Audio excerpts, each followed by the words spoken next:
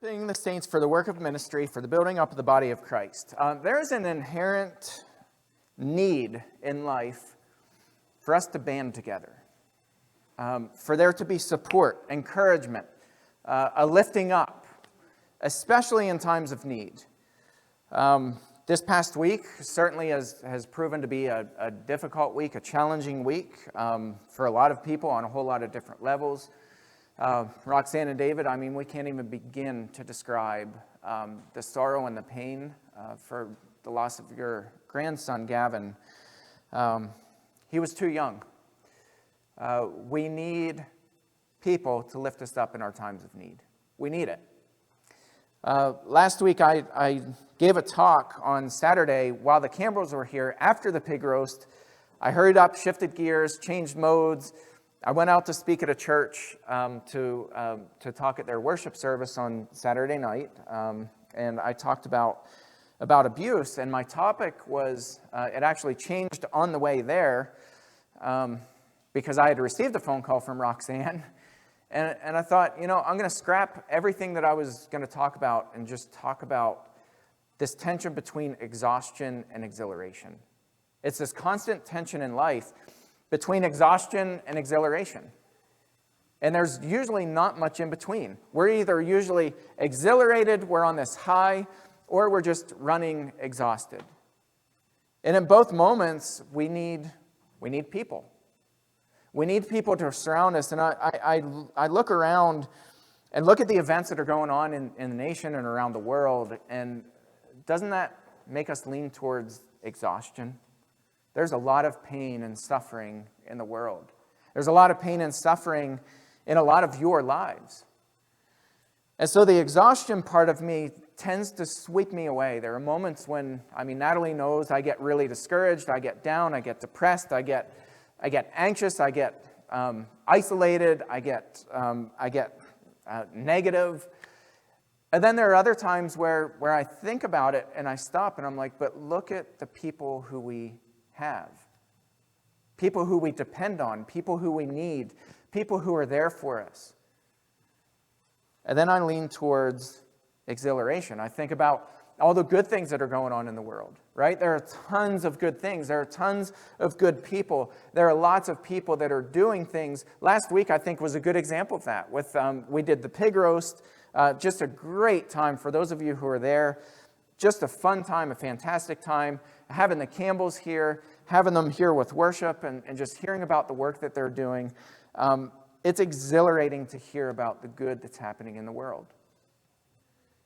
And we almost need that tension between exhaustion and exhilaration, but the important thing is we need each other. I'm excited for where this congregation is going. I'm excited for the future of this church. I'm excited that we're talking about process, moving people from loving our neighbors, talking to people out there. Today, that's what the sermon is about. Loving our neighbors, loving people outside these doors, loving people in the community, helping people, being there for people. And then loving God, drawing people into worship with us. We need people to worship God. I was having this conversation with a couple of people this last week, but I said, sometimes we lose focus on how many people are dying whose souls are lost, and we're not anxious enough about that. We talked about it at our Wednesday night group, our Wednesday night small group. We talked about how there's this urgent need to talk to people and tell them about Jesus, because the reality is people who don't know him and die lose their souls. And that's tragic. Loving God is so important to teach people to love God, to teach our kids to teach other people to love God, and then serving others, helping people in their time of need, reaching out to them and actually rolling up your sleeves and serving people. It's so important. The passage that Jacob read comes from Ecclesiastes chapter 4, verses 9 through 12. 2 are better than 1, because they have a good reward for their toil. For if they fall, one will lift up his fellow. But woe to him who is alone when he falls and has not another to lift him up. Again, if 2 lie together, they keep warm. But how can one keep warm alone?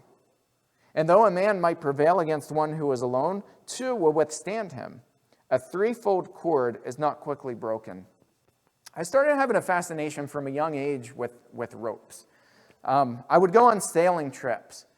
I had a godfather who was no longer with us. He died years ago. Actually, I was pretty young when he died. But he did an annual sailing trip for his employees. He employed a bunch of people. My father was one of them. And we would go on a sailing trip in Annapolis, Maryland. And I always was fascinated because he would talk about the importance of ropes and knots and, moving the sail from one side to the other and catching the wind just right and having everything just in tune with each other. And those sailing trips just were so calm. And I remember as a kid being so excited to go out on the open sea and just to be on the sailboat, and I got to steer the boat. And then when we had to change the sail from side to side, I would get to wind it, and he had me working hard on deck. And then he was talking about knots and how important it was to get the right knots. And so I went out, and I don't remember who bought it for me, but I think it was one of my parents, bought me a book on tying knots. I still can't tie knots to this day, but I was fascinated with it. The importance of ropes. They're so strong. And they're so useful. And without them, your boat is useless. And so many other things are useless. When boats dock, Natalie and I, years ago, went on a cruise. And I remember seeing the people when we come up to dock. And you see the people come and they grab the ropes, and these big, massive ropes, and they tie them around and they tether the ship. And I thought, they don't use chains, they use ropes. The ropes are so strong when they're stranded together. And we know if you get just a strand of a rope, you can break it very easily. But we learned thousands of years ago that if you put a bunch of those little strands together and you weave them together, there's strength in numbers. And it becomes unbreakable. There's just a random picture that I found of a rope. And I just remember whether it was sailboat or on this big ship that we went on a cruise, I remember how fascinated I was just watching the people and how quick they come and they tether the boat. Within 5 seconds, they have the boat tethered. And it's just a really cool process. But God built us that way, that in our times of exhaustion, we need people. We need to come together. And that's why I get excited about this congregation and where we're headed, because that's the one thing that this church does well. We support each other well. We encourage each other well. We stand with each other in our pain well. There's another passage, and I think this is really important. 1 Peter 4, 7 through 11, Peter says this: "The end of all things is at hand, therefore be self-controlled and sober-minded for the sake of your prayers. Above all, keep loving one another earnestly, since love covers a multitude of sins. Show hospitality to one another without grumbling." I'm going to stop there for a second because the word here means not hospitality to each other, but it's a combination of two words that means loving, the word phileo, where we get Philadelphia, brotherly love. It's the verb of to love, and the next word that's combined, that's smashed together with it, is strangers. Love strangers well. Show hospitality. Love strangers to each other without grumbling.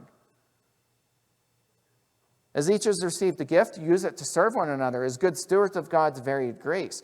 Whoever speaks as one who speaks oracles of God. Whoever serves as one who serves by the strength God supplies, in order that in everything God may be glorified through Jesus Christ. To him belong glory and dominion forever and ever. Amen. And I think about this idea of hospitality, loving strangers. And I think, is that our strength as a congregation, or is that our weakness? And I kind of lean towards that being a weakness. We love each other well, but do we intentionally reach out to strangers? Do we reach into the lives of strangers? Are we actively engaging strangers and showing them hospitality? Do we bring them into our small groups? Do we bring them into our congregation? Do we bring them into our lives? Because if we don't, the scriptures tell us that that cord made up of all these strands is incomplete.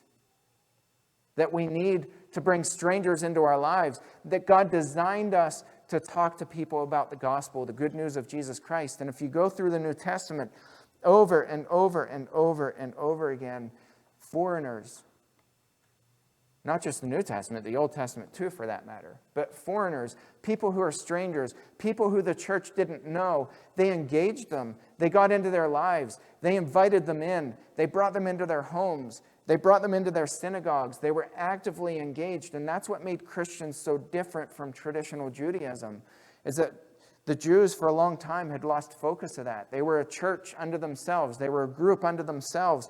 And they weren't loving strangers well.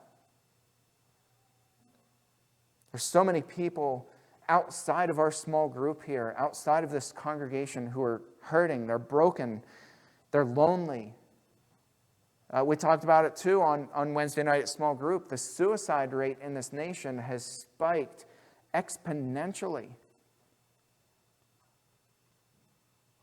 And I think rather than leaning towards exhaustion and saying, man, isn't it a shame that all these people are depressed and they're sad and they're lonely and they feel like there's no other option than to end their own life. Rather than settling on exhaustion, we ought to band together and go out and say, what are we going to do about it? Right now in our community, there are people suffering with depression and loneliness and anxiety and fear and sadness and poverty and brokenness. There are people all around us. Are we loving strangers well? Do we get to know the people, the clerks, whenever we buy groceries? Or is that just an employee that we want to hurry up and check us out so that we can get out the door? Do we look at people as souls? I think that might be one of our weaknesses as a congregation, but it doesn't need to always be a weakness. We can work on our weaknesses and turn those into strengths. We love each other well. We really do. I can't ever brag enough on this congregation for the way that people get in each other's lives when we need each other. But we need to invite strangers in. We need to bring them in. This past weekend was a lot of fun, and not just for us, but we said we want these events that we plan as a congregation to not just be the Somerset Church of Christ events, where we're a church unto ourselves. We want to use these as opportunities to love our neighbors and to bring people in, to show hospitality to strangers. And I feel like we did that this past weekend. So though that might be a weakness of ours, we used that this past weekend, and we invited people to the pig roast who we didn't know. We invited people. We had about 50 people. I didn't get a final count. I don't know if anybody did. Brent, did you? It was around 50 people, which is about what we expected. But what was really cool was there were a lot of people there who aren't part of this body. And they got to know us. And we got to spend time together, and we got to laugh together and eat together. And Kelly and Caitlin, you guys did a tremendous job planning this thing, and just your hospitality for opening up the barn, decorating it, feeding us well. Besides for the pig, we had some really, really good food, and these two worked super hard on that. Dave was a trooper and spent all night with me.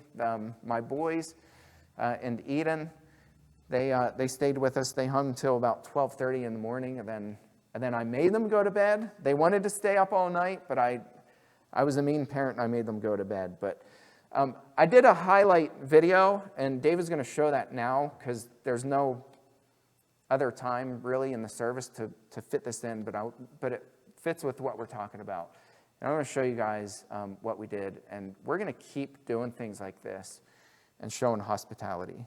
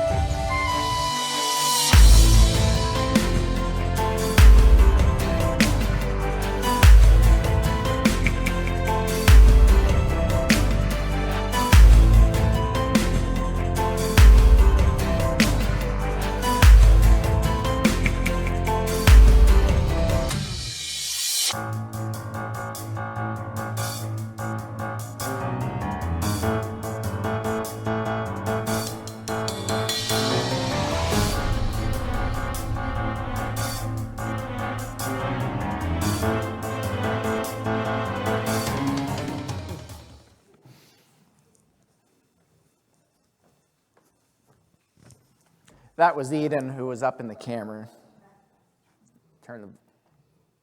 There. Yeah, that was Eden who got up in the camera. Some people were like, who was that? A cord is not easily broken. I think this past weekend was a prime example of the importance of us all working together. Jacob and Leah, you guys were awesome. You guys, even though you got burned, I hope your hand's okay. I had to fit that into the video. It was a magical moment.